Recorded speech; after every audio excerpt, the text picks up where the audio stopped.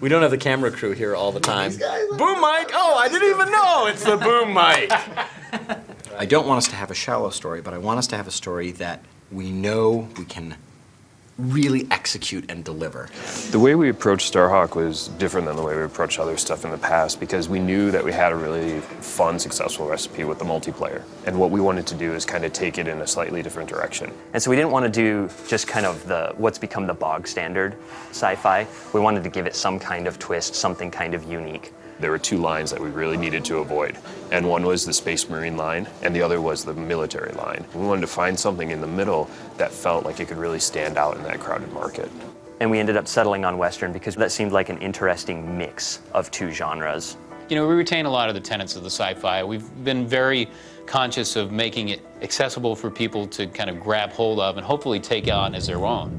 And we wanted to really try to work into this universe a very coherent theme of why these guys are out here. And that's where we came up with the Rift energy. This is something that is a very high density, high efficiency energy source. They develop a way to mine it and they start setting up these mining operations.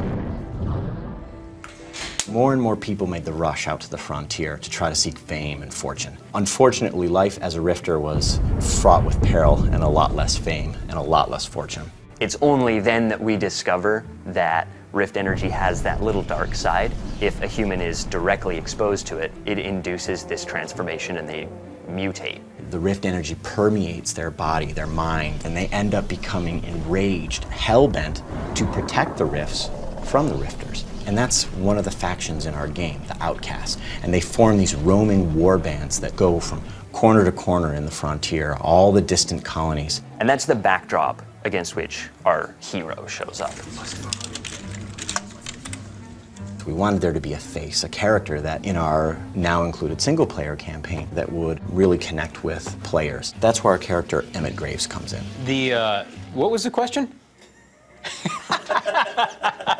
The story that we're trying to tell is a smaller story set in a very vast universe. It's really a personal story about where our guy comes from and why is he the way he is.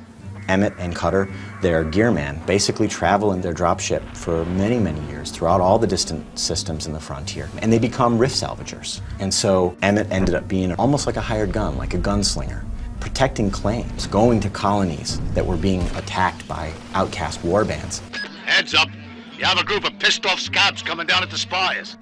And so Emmett and Cutter take their rift salvaging operation to protect White Sands, a small colony on the distant moon of Dust, from an outcast warband.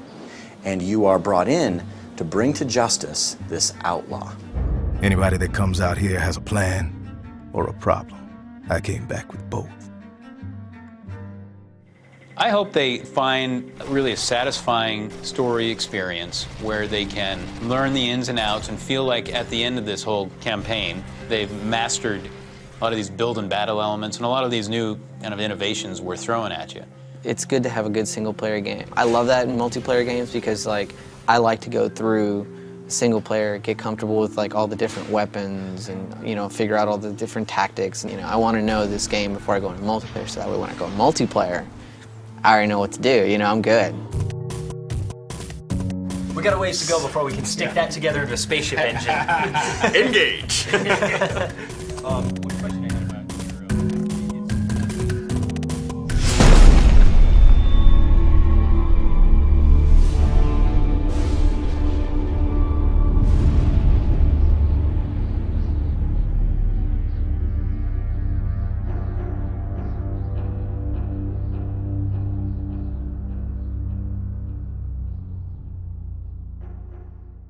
PlayStation